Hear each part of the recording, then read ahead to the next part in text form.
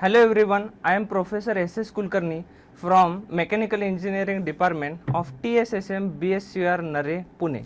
Today we are going to discuss the different types of heat transfer.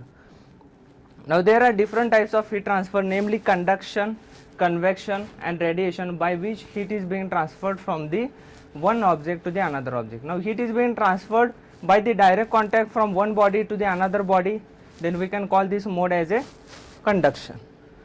Now let's take an example of a water. If the heat energy from the stove to the pan is being transferred by the mode of direct contact, then we can call this as a mode of conduction. Now coming to the next, if we take the example of a ironing, the heat energy coming from the iron to the clothes, then this mode is called as conduction.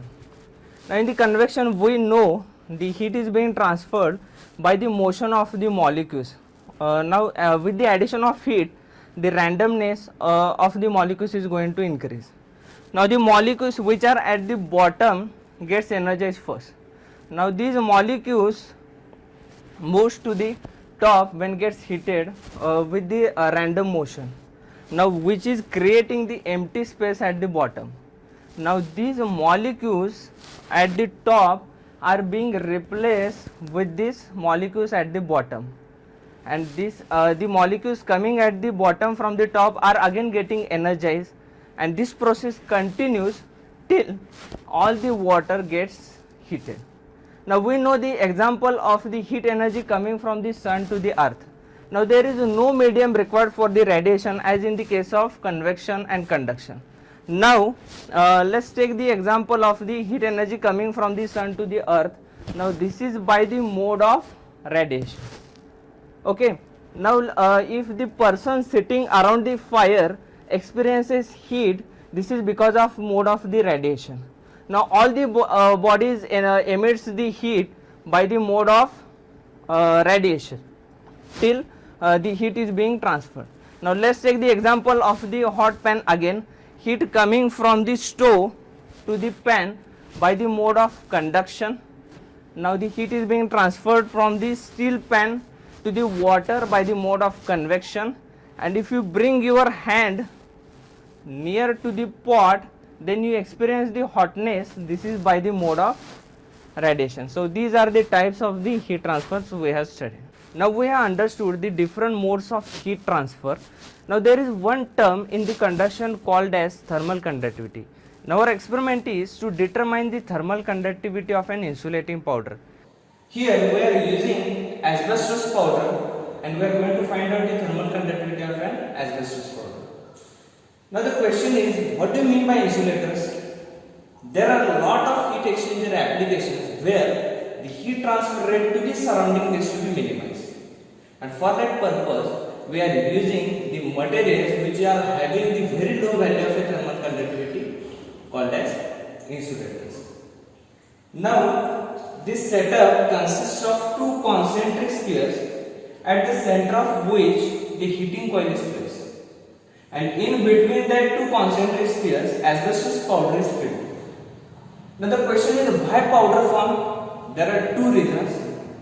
First reason is the powder can take any complicated shape, and the second reason is the powder, in the powder form the value of thermal conductivity is very low compared to that solid form. Now in this setup, at the outer surface of inner sphere, four thermocouples are located, namely T1, T2, T3 and T4, which will give us the value of temperatures at the various locations of inner sphere. And at the inner surface of outer sphere, there are four thermocouples located T5, T6, T7, T8, which will give us the value of temperatures at the various locations of outer sphere. Now this panel will give us the value of temperature, voltage and the current. Now this voltage can be adjusted with the help of dimmer set. Now before starting this setup, we have to make sure that this dimmer set is at 0 position. Now this dimmer is adjusted to the 60 volt, we can say, and this 60 multiplied by this current will gives us the value of Q.